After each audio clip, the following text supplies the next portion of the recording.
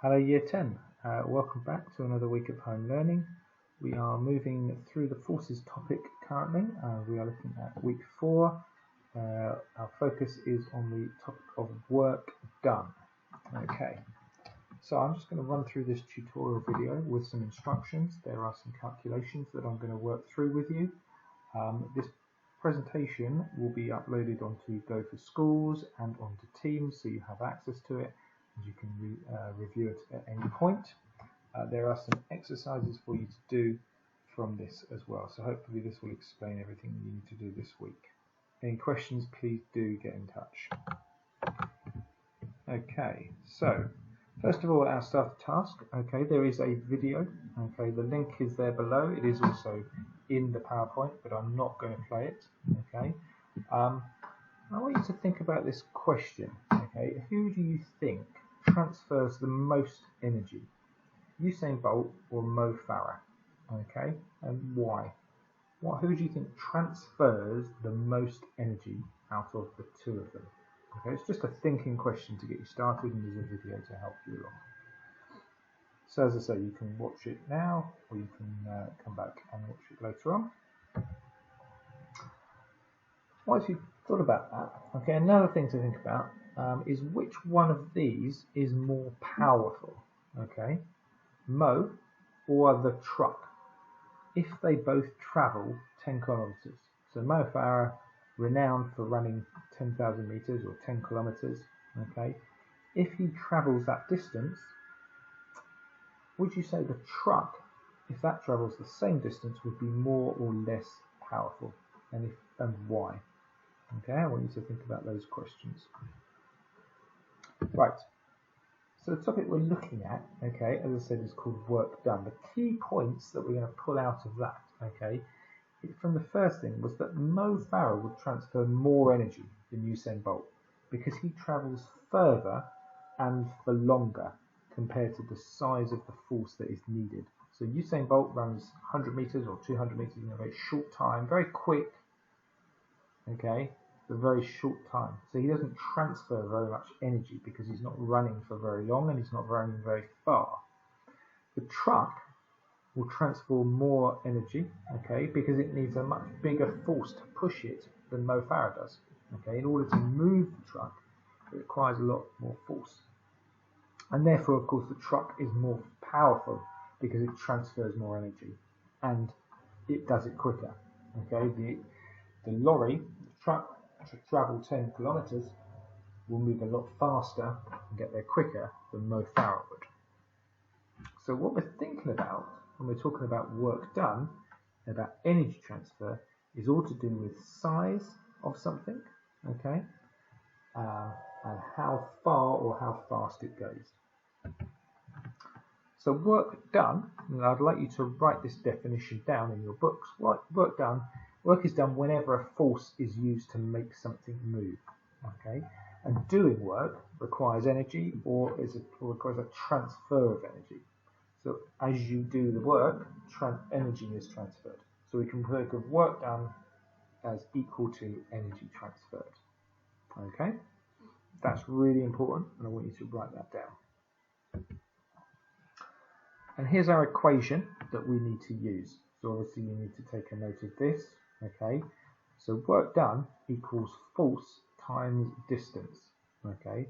And distance being the direction of the force. So we look at work done as being, because it's to do with energy, remember we said that work done is equal to energy transferred, so therefore it is measured in joules.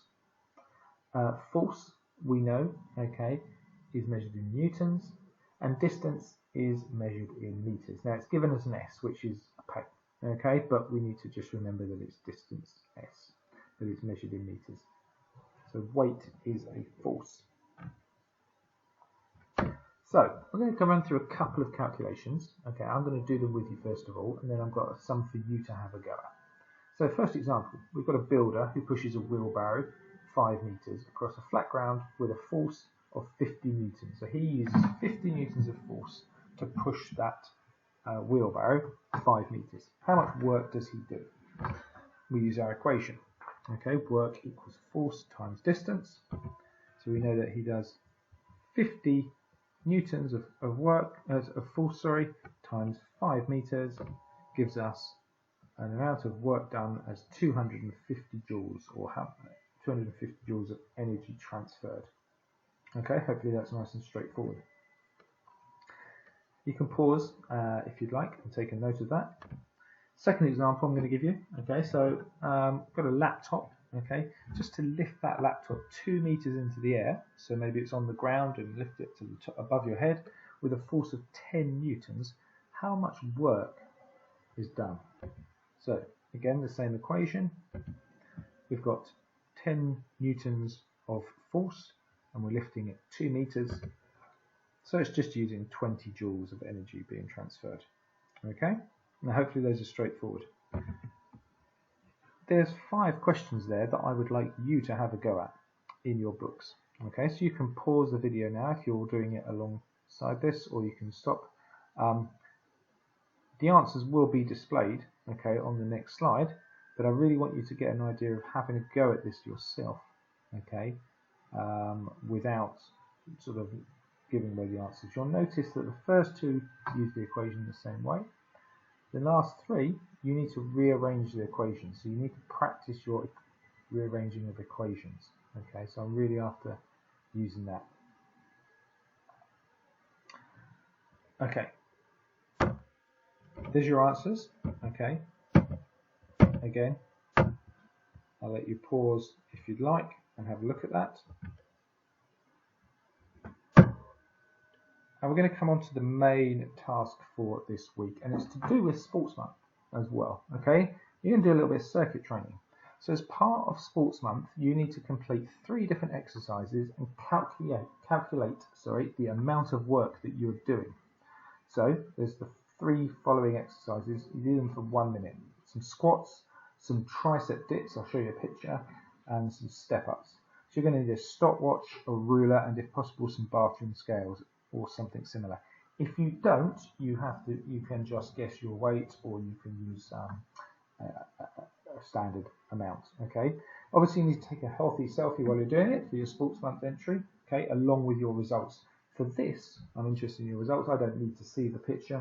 Okay, but that's obviously can go towards Sports Month.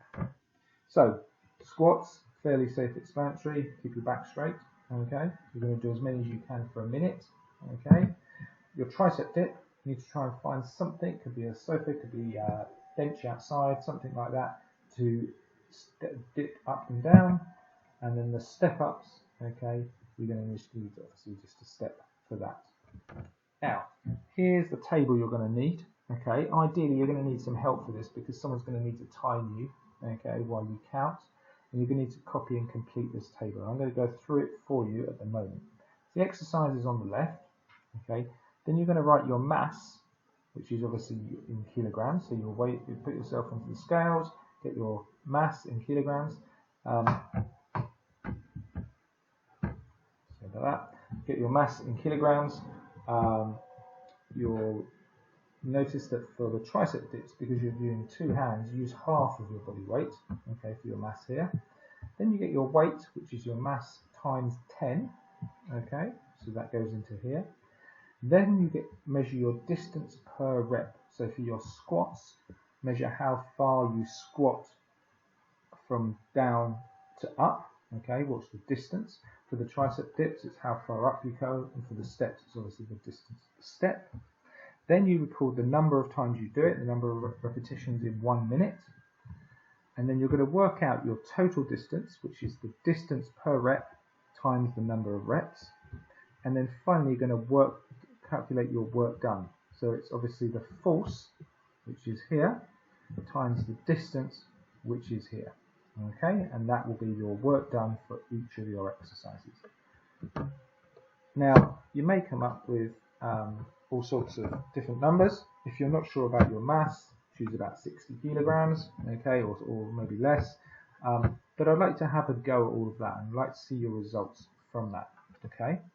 Once you've done that, your last consolidation task is a worksheet of questions that I'd like you to have a go at to get an understanding and used to using this equation. I'd like you to submit both the table and the question sheet through to Teams. That would be helpful.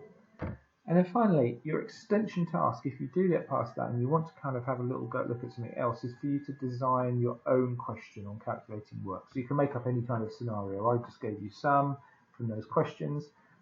Estimate the sorts of forces, work done, distances used. Write the correct answer in the back of your book. And then obviously I said swap books here.